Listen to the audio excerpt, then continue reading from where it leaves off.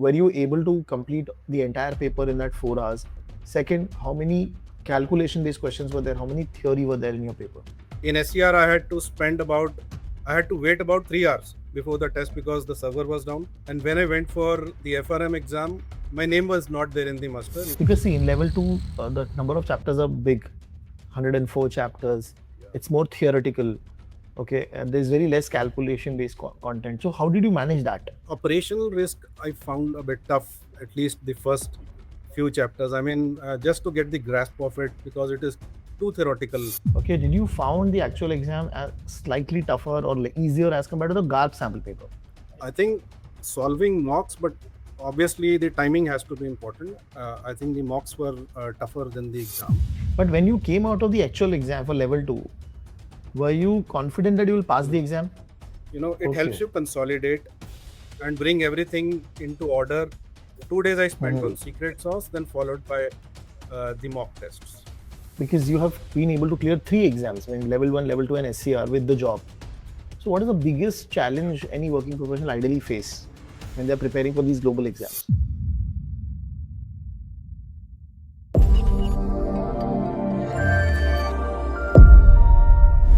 Hello guys, I hope everybody is doing good. Hi, this is Ganesh Nayak. I help finance professionals and students to excel in their career and become a better version of themselves. And I also help students who are preparing for competitive exams like CFA, FRM, SCR, ACCA to help them to clear the exam. Now I'm with one of my students who's been able to clear the FRM level 1 and level 2. Okay, in his first attempt, he's a working professional and he's going to be talking about his journey of clearing both the levels, what challenges he faced, and how did he manage it with the job. Also, a point to note that he has also already cleared the SCR exam before he started the preparation for FRM. So we have with us Gaurav. Gaurav sir, thank you very much for taking out time and talking to us. For the audience, if you can give a brief with respect to before you started FRM, what were you doing? What was the status and what was the role basically? So I basically have 20 plus years of banking experience. So 14 years in first line of defense, really into business banking, corporate banking. Then that was in a private bank, Indian bank, and for the last 6 years, I'm part of a MNC bank, wherein I shifted to second line of defense into credit risk. Right, for the first, I would say, climate risk manager for Asia Pacific. My journey till now, as far as my experience is concerned, I did my SCR way back in 2022. Ever since I was interested, into getting into climate risk and sustainability part of it, that really helped me, to develop my skill set and knowledge, which actually helped me, back this opportunity where I am right now. Okay. And being in the bank, I thought that doing FRM, bagging FRM into my kitty would really help me, further enhance my skills. So that's how I came to you way back in 2023. I cleared level 1 in 2023 and then level 2 just now in August. Okay. And so you gave the level 1 exam in August 2023. Am I correct? 2023. Yes. Okay. Now let us first talk about your journey for level 1. I know it's been 2 years. You might not remember everything, but just from your experience, so you followed the order that we generally give, the study order, or were you going through some other pattern of preparing? So it is really interesting.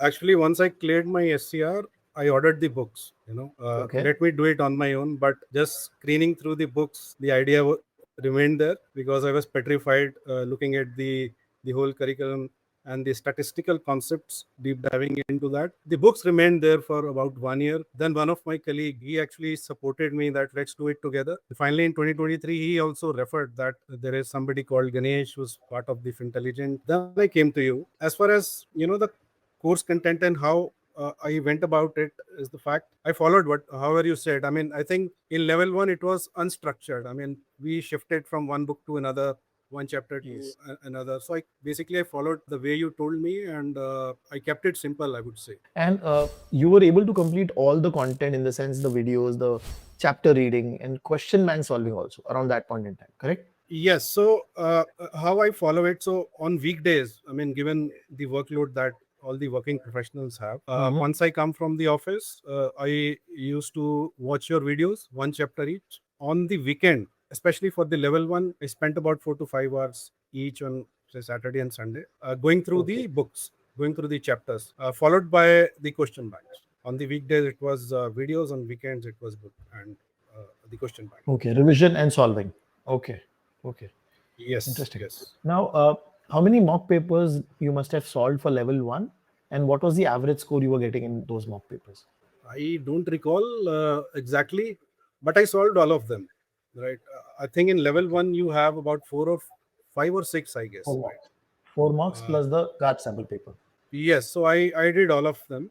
I would say in the first attempt, I think it was around accuracy was about 59-60% Okay. in the first the mock that I took. But later on, it was into 70s and some into 80s and 90s as well. Hmm. That's what I Okay. recall. Yeah, I think solving the question banks chapter wise, I think Hmm. that was really helpful, and I find them a little tougher than the mocks itself. Okay. That really helped me in the journey, and I was ready when I gave the mocks. Okay. Perfect. Perfect.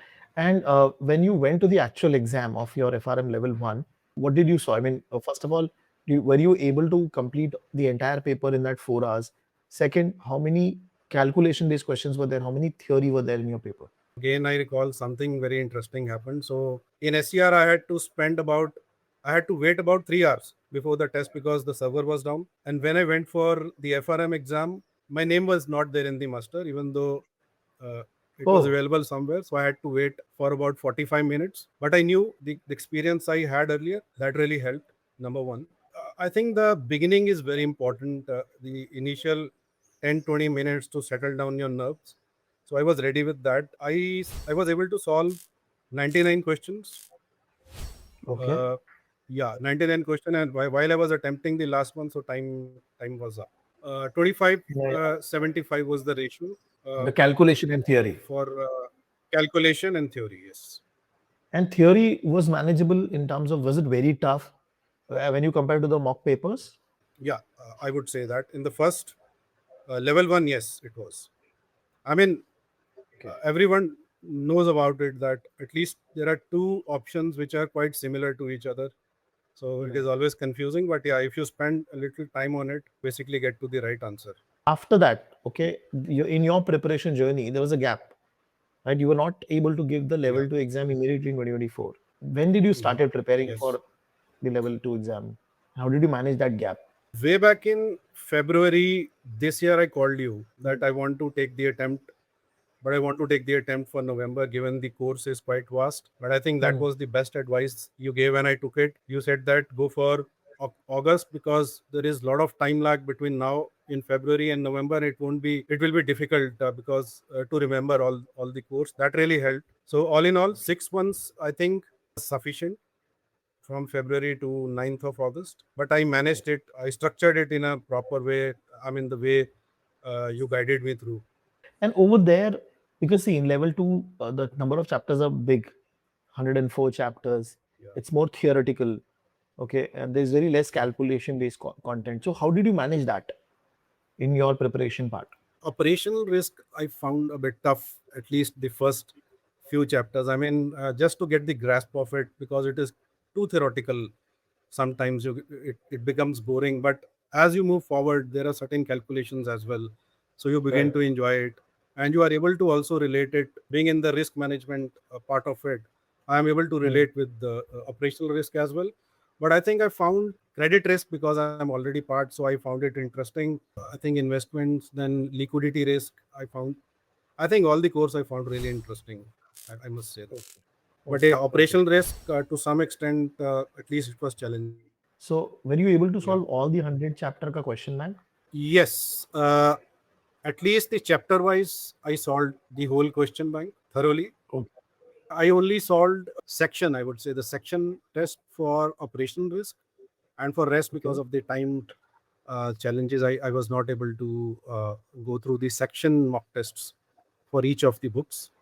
But again, as far as the whole mocks are concerned, I went through the whole four Fintelligent mocks, one GARP, the first GARP one, and for GARP two, I just screened it through because again, I didn't had time. What was the average score you were getting for these mock papers that you were solving? Out of 80, how many correct? For the first two mocks, I'm talking about the Fintelligent one. The first two mocks, I think both were in 70s, Oh, wow. Okay. 73 and 75. Mock 3 and 4, it was in 80s. 3 and 4, it was in 80s. Accuracy. Accuracy 80%, Uh, 80%, ye- 73%. 80, more than 80%, yeah. And for GAP 1, the accuracy came down, I think, to 60%. Yeah, GAP 1. GAP 2, I didn't solve it. Okay, okay. Now, when you went to the actual exam, okay, did you found the actual exam as slightly tougher or easier as compared to the GARP sample paper? It was easier because I think solving mocks, but obviously the timing has to be important. I think the mocks were tougher than the exam. Having said that, the theory questions, they were a little tricky. I won't say that they were difficult, but a bit tricky. I have to read them a couple of times. Yeah, Okay, but still, I mean, it was not that tough. Yeah, so if you have gone through all the mocks, the people would have found the quant relatively easy. At least I felt that. so major challenge was basically the theory questions in level 2. Yes. Correct. Okay. For level 1, the quartiles that you got was all the book first quartile. For level 2 also, you Correct. got all the books first Yep. quartile. Correct me if I'm wrong. Correct. Right. Because Correct. I see a lot of students getting first quartile, but consecutively in both the level is very difficult, right? Because that kind of understanding of the content, and that too, like you mentioned, from Feb to August within 6 months is not easy. Now, when you started the journey in terms of the confidence that you've gained, did you imagine that I'll be able to get all the first quartiles in level 2 also? Because level 1 was already done 1 year back. Yeah. Not at all. I was only hoping that at least I should pass because the course is vast. Uh, there is a time challenge. But as you get closer, and even I think until you solve the mocks, you are not confident. Before entering the exam, at least I was confident that I would do, I mean, to the best of my abilities, at least I would be able to pass. I mean, that was the level of confidence I carried, but not before that. Okay. But when you came out of the actual exam for level 2, were you confident that you will pass the exam? No, I think no one can say they will pass the exam, but at least I had a sigh of relief that I could relate to questions. So I was thinking that, yeah, hopefully I should pass. Okay, okay. And now, if I ask you, if you can give 3 tips for to somebody who is preparing for level 1, level 2 exam, what would be the 3 tips from your side? The first tip would be keep it simple. You don't have to run through this course, that course. I mean, at least this has been my experience that your teaching style, it is more than sufficient. And obviously you have to go through the mocks, but at the end, number one. Number two is the discipline. Whether you are a working professional or you are a student, you have to give time to this. I mean, it's not that in 2 months you will screen through the course and you will pass, because at the end of the day, they are testing your skill set and understanding of the topics. And obviously, some of the courses are also correlated, right? So that Hmm. is number two. I mean, you have to be disciplined, read every day, and whenever Hmm. you get time on weekends, just you have to put yourself into studies. So this is what I did. Mocks have to be done at the end. And one Okay. more thing. I mean, I finished the course. I mean, I started in February. I finished one set of course by mid of June. So I had about 45 days for the revision. But Okay. I think taking leaves is important. So I have been fortunate with my organization. I took leave in July, in August, in May. Yeah, at least Okay. three, four set of five-day leaves I took, which is really helped me out to consolidate and understand the concepts. Once I was finished with my second round, you know, I spent 2 days on what do you call secret sauce. It helps Okay. you consolidate and bring everything into order. 2 days I spent Mhm. on secret sauce, then followed by the mock tests. Okay. Okay. Now, from the perspective of working professional, because you have been able to clear 3 exams, I mean, level 1, level 2, and SCR with the job. So, what is the biggest challenge any working professional ideally face when they're preparing for these global exams? I think the biggest challenge is, I mean, the family should be supportive. If you have, if you're married, you have a kid, you have a family, you're carving out the time from your family time. That challenge. Right. Sometimes the work pressure, it can fluctuate, it can peak out, and there Hmm. would be days when, at a stretch of 4, 5, or 6 days, you are not able to study. Also, then you have to catch up over the weekend. Okay. So obviously, these two things are connected. The family support is very critical here for the working Okay. professionals. Wonderful, wonderful, Gaurav sir. And this conversation will really, really help students who are planning to upgrade themselves, upskill themselves in the global certification programs and the working professionals. So this will motivate them, guide them to go for the exam and do give their best shot. So again, thank you very much for taking out time and talking to us.